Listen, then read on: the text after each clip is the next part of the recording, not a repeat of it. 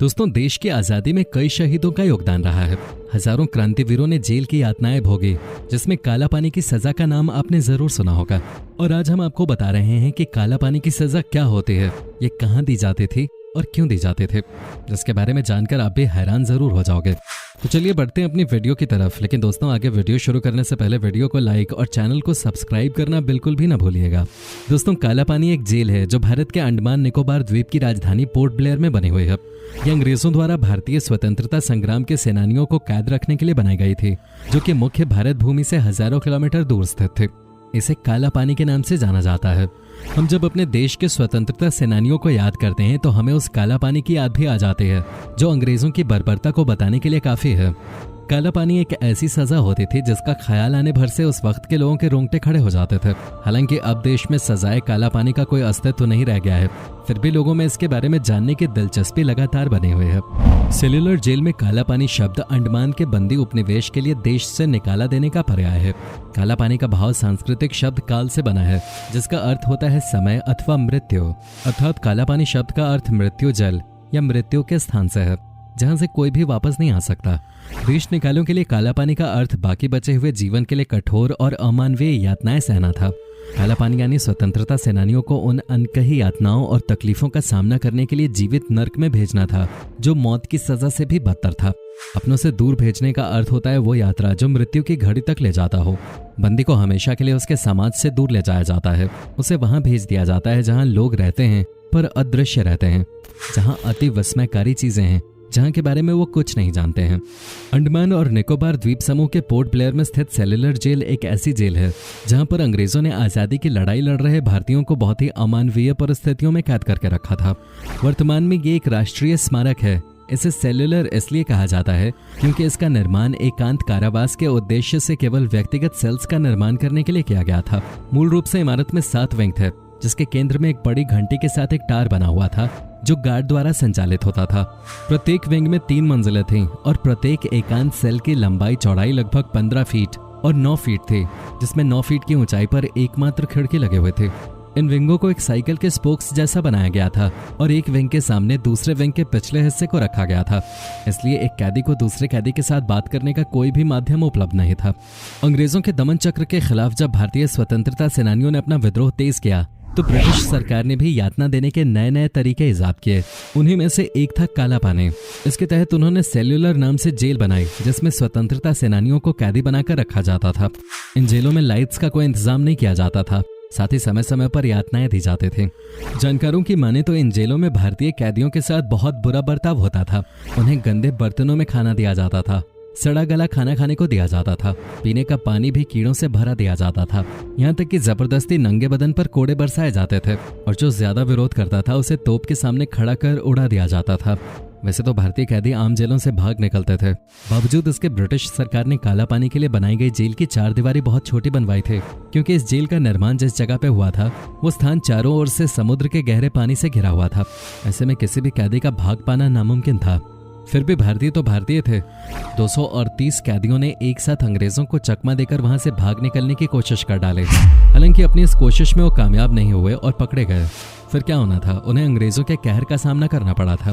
कहा तो ये भी जाता है कि पकड़े जाने के बाद अंग्रेजों की यातना के डर से इनमें से एक कैदी ने आत्महत्या कर ली थी, जिससे नाराज होकर जेल अधीक्षक वॉकर ने 87 लोगों को फांसी पर लटकाने का आदेश दे दिया था।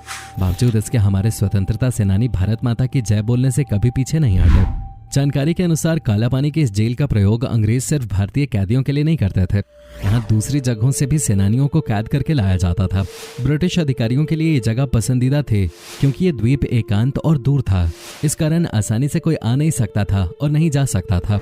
अंग्रेज यहाँ कैदियों को लाकर उनसे विभिन्न तरह के काम भी करवाते थे। बताते चलें कि 200 विद्रोहियों को यहाँ सबसे पहले अंग्रेज अधिकारी डेविड बेरी की देखरेख में सबसे पहले लाया गया था। 1857 का वर्ष ब्रिटिश वर्चस्व के लिए खतरा बन गया था और 19वीं शताब्दी के मध्य में अंग्रेजी साम्राज्य हिल गया था। 20वीं सदी के राजनीतिक माहौल ने स्वतंत्रता संग्राम के कई चरण देखे हैं, जैसे कि गांधी जी की अहिंसा वाली नीति और सविनय अवज्ञा आंदोलन और कई अन्य अभियान। जेल का निर्माण कार्य 1896 में शुरू हुआ था और 1910 में संपन्न हुआ था। इसकी मूल इमारत एक गहरे भूरे लाल रंग के ईंटों से बनी हुई थी। इमारत में 7 विंग थे, जिसके केंद्र में एक टार की स्थापना चौराहे के रूप में की गई थी, जिसका इस्तेमाल कैदियों पर नजर रखने के लिए गार्डों के द्वारा किया जाता था। सेल्यूलर जेल का निर्माण होने से पहले वो वाइपर द्वीप की जेल थी, जिसे ब्रिटिश शासन द्वारा देश की आजादी की लड़ाई लड़ने वालों को प्रताड़ित करने के लिए, अत्याचार और यातना का सबसे बुरा रूप देने के लिए इस्तेमाल किया गया। काल कोठरी वाला सेल, लॉकअप, स्टॉक और कोड़ों की मार, ये सब वाइपर जेल की विशेषताएं रहीं। इस जेल में महिलाओं को भी रखा गया। जेल की परिस्थितियां ही कुछ ऐसी थीं कि इस जगह को कुख्यात नाम दिया गया। सेल्यूलर जेल में कैदियों को अन्य कैदियों से पूरी तरह अलग रखने के लिए प्रत्येक कैदी के लिए अलग अलग कारावास का होना आवश्यक था। एक ही विंग में या अलग अलग विंग्स में कैदियों के बीच किसी भी प्रकार का कोई संचार संभव नहीं था। सेल्यूलर जेल की हर ईंट प्रतिरोध, कष्ट और बलिदानों की हृदय विदारक कहानियों की गवाह रही है।